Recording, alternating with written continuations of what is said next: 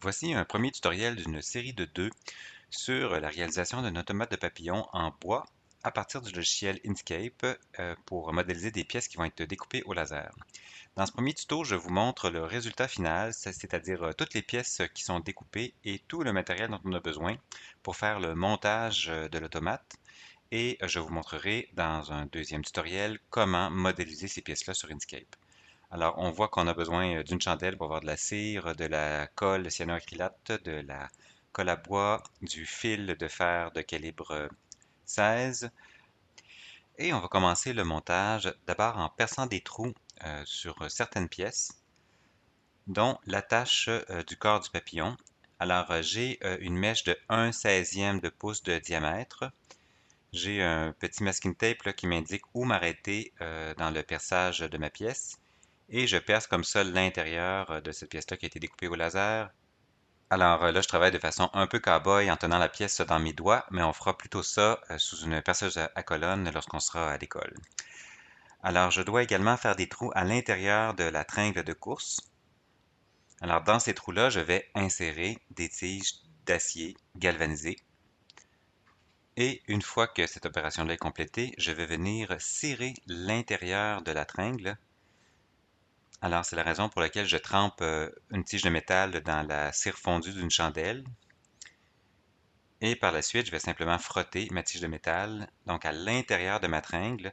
C'est là où le vilebrequin va venir tourner. Alors, le fait de serrer cette partie-là, ben, ça rend le mécanisme plus fluide. Des fois, ça grince un peu là, le contact entre le métal et le bois si c'est pas serré. Alors, prochaine étape, j'ai des petits cylindres avec une base qui est plate qui vont être collés sous les ailes. Donc, c'est le pivot là, pour les pièces de métal qui vont soutenir les ailes. Alors, ces petites pièces-là, je dois les coller l'une sur l'autre, je dois les doubler. Donc, elles ont 3 mm d'épaisseur, alors que je vais avoir une pièce qui mesure 6 mm d'épaisseur. Alors, j'applique un peu de cyanoacrylate sur une partie et je colle donc deux pièces ensemble. Et je vais faire cette opération-là deux fois. Alors, j'ai quatre petites pièces distinctes. Je veux un autre support composé de deux pièces de 3 mm collées ensemble. Une fois cette opération terminée, je vais m'attaquer à la charnière. Je prends une des deux pièces qui a été découpée dans un contreplaqué d'1,5 mm d'épaisseur. J'ajoute un peu de cyanoacrylate sur les pointes.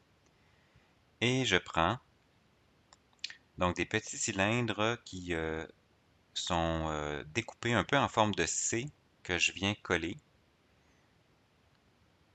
sur cette partie-là, sur les petites parties saillantes là, de cette pièce de bois. Je répète l'opération avec un autre cylindre en forme de C et je m'attaque à l'autre partie de la charnière.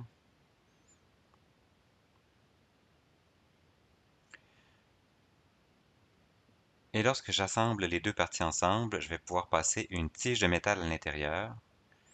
Alors, je vais pouvoir là, faire battre les deux ailes autour d'un axe de rotation. Sur cette charnière, je vais venir coller les deux pièces donc à base plate là, que j'ai assemblées tout à l'heure. Donc mes cylindres là, qui mesurent maintenant 6 mm de profondeur. Je les colle de part et d'autre de mes deux pièces de ma charnière.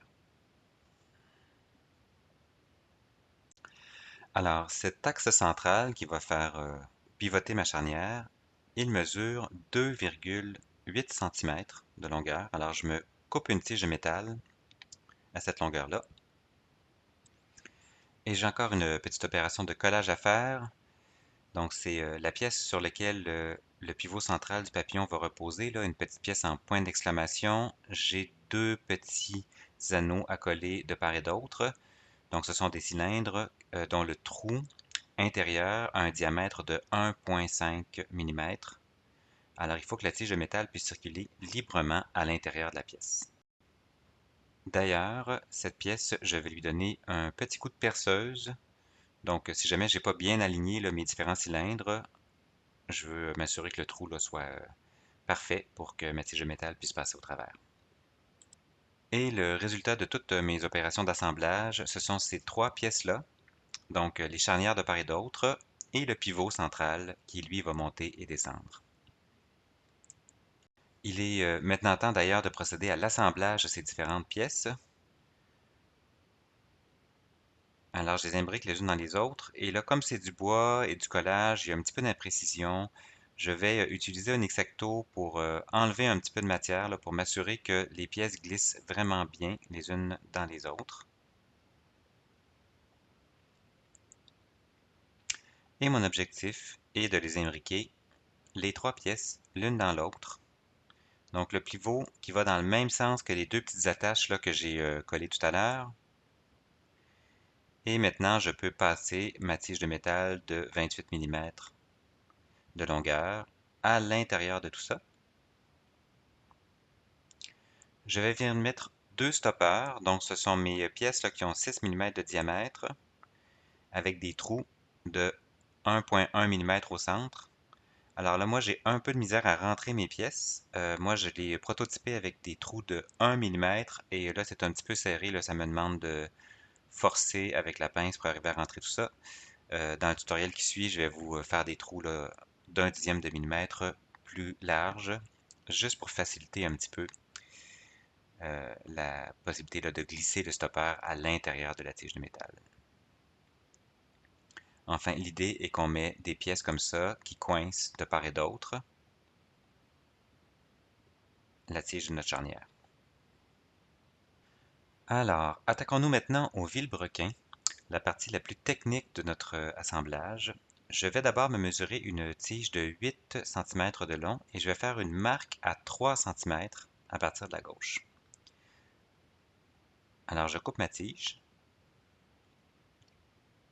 Je retrouve ma marque là, qui est à 3 cm à partir de la gauche. J'insère ma pince long nez. Donc, je la rentre à peu près à 1 cm à l'intérieur de ma pince long nez et je vais la replier de part et d'autre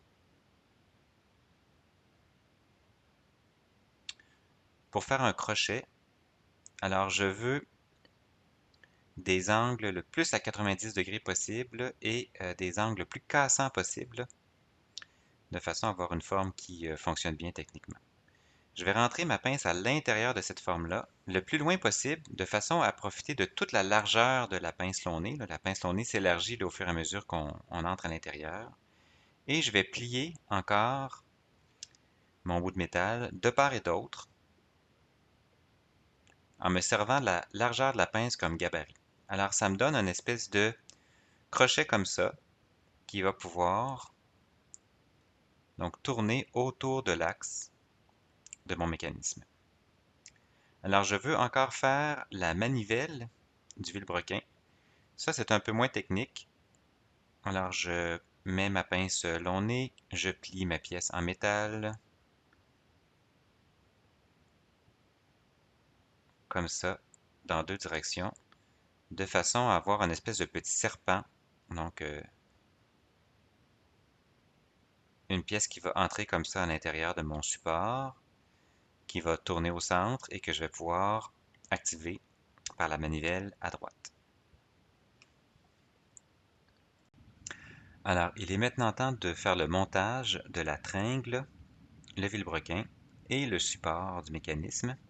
J'insère la tringle à l'intérieur du vilebrequin et je vais pouvoir venir glisser tout ça entre les parties avant et arrière de mes supports verticaux. Donc, il y a déjà des trous là, qui ont été faits en gravure par la découpeuse au laser qui permettent au vilebrequin de s'insérer et de rester en place pour pouvoir activer le mécanisme. Alors la partie avant et arrière des supports verticaux, je ne les colle pas à la cyanocrylate parce que c'est une colle qui fige vraiment trop vite et j'arrive pas à les aligner correctement lors de cette opération-là. Alors je vais plutôt utiliser de la colle de menuisier, ce qui fonctionne très bien là, pour coller ces deux pièces-là ensemble. Alors j'en mets un peu partout, j'en mets pas trop, juste assez. Et je glisse le vilebrequin à l'intérieur, la tringle à l'intérieur du vilebrequin, hein, parce que cette opération-là, elle est irrémédiable, on ne peut plus revenir en arrière, donc c'est bien important que la tringle de course soit à l'intérieur du mécanisme et je colle mes deux parties ensemble. Alors, quitte à être dans les opérations de collage, je vais également doubler ma base. Donc, j'ai d'abord un carré qui est plein. Je vais venir coller mon carré avec les deux trous là, pour placer les pieds des supports verticaux. Donc, je colle une pièce sur l'autre et j'attends que ça sèche. Par la suite, je vais couper une tige de métal à 3,5 cm de longueur que je vais venir insérer dans la base de mon support vertical et à l'intérieur de ma tringle de course. Alors, c'est une des deux parties qui va la maintenir en place à l'intérieur du mécanisme. Alors, cette tige en métal, j'y mets un peu de cyanoacrylate.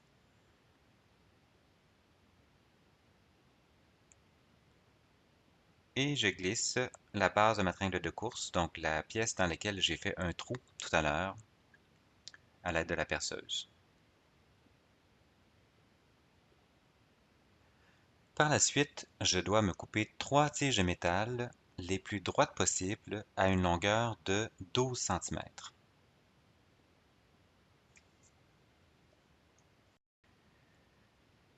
Alors je vais prendre la première de ces 3 tiges-là, je vais l'insérer sur le dessus de mon mécanisme et je vais la passer dans ma tringle de course. Mais je ne la colle pas tout de suite, donc cette pièce-là, je vais devoir l'ajuster par la suite très précisément dans sa longueur pour que le mécanisme soit adéquat. Ce sont les deux autres tiges qui m'intéressent pour le moment. Je vais les rentrer là, dans la première dent de ma pince long nez, donc là où la pince est la plus large, et je vais faire un pliage à 90 degrés de façon à avoir une espèce de grand C allongé comme ça, avec deux replis là, qui ont à peu près 1 cm de long. Alors je le fais pour une première pièce, donc je m'assure que tout est bien droit, et je fais une deuxième pièce identique, et l'important c'est que ces deux pièces-là aient exactement la même longueur au final, sinon ben, mon papillon il va être un peu croche. Alors une fois que j'ai réalisé des pièces de la même longueur, je vais les insérer donc dans les trous là, supérieurs de mes supports, et je vais venir insérer mes petits stoppeurs de 4 mm de diamètre, donc qui entrent en serre à l'intérieur de ma tige de métal. Alors cette opération-là, je la répète à gauche et à droite. Donc je me crée comme ça là, les supports de mes ailes. Et ce sont dans ces supports-là que je vais venir mettre ma charnière. Alors de part et d'autre, et ma tige centrale, elle, va entrer dans le pivot central à l'intérieur.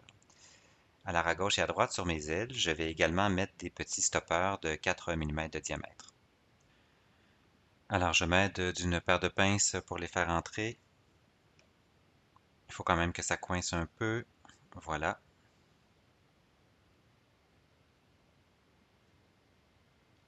Et une fois que les stoppeurs sont bien en place, je vais rentrer la tige centrale.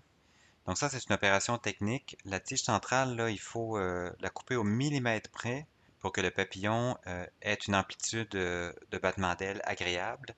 Alors, je ne veux pas la coller tout de suite. Je la rentre à l'intérieur de la tringle, je la rentre à l'intérieur de la charnière. Et là, je vais tester à savoir si, lors de la position la plus basse, est-ce que j'ai une amplitude qui est intéressante au niveau des ailes et est-ce que lors de la position la plus haute, j'ai également quelque chose d'intéressant et j'ajuste la longueur de la tige centrale en conséquence. Enfin, lorsque je suis satisfait de la longueur, j'applique de la colle pour coller la tige sur la tringle. J'applique également de la colle pour coller la tige sur la charnière. Et pendant que la colle fige, je vais vraiment prendre soin d'aligner la tringle et la charnière là, dans la même direction. C'est vraiment plus élégant et donc le mécanisme va également mieux fonctionner. Alors pendant les quelques secondes là, où la colle va figer, je reste attentif à la position de mes deux éléments l'un par rapport à l'autre. Alors ma colle étant maintenant figée, je vais maintenant fixer mes supports verticaux sur la base avec un petit peu de cyanoacrylate. Alors c'est presque instantané. Et mon mécanisme fonctionne maintenant.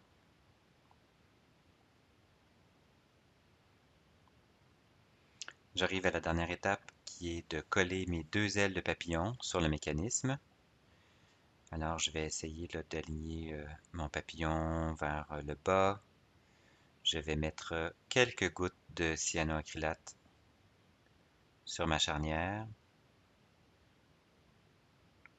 et je vais coller les ailes que j'ai réalisées.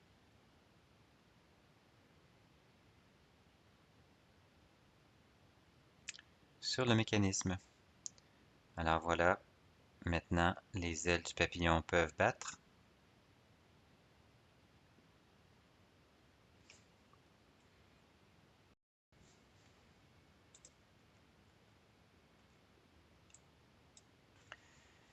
Et il me reste deux dernières petites pièces à coller que j'ai oublié de coller tout à l'heure. Ce sont des petites rondelles de finition que je vais venir déposer avec un peu de colle, donc à l'avant et à l'arrière du pivot de ma charnière. Et cette opération termine le montage de mon automate de papillon. Alors, on a commencé par la fin. Maintenant, il est temps de modéliser tout ça sur Inkscape. Alors, je vous retrouve dans un prochain tutoriel pour la conception assistée par ordinateur des différents composants. Au plaisir!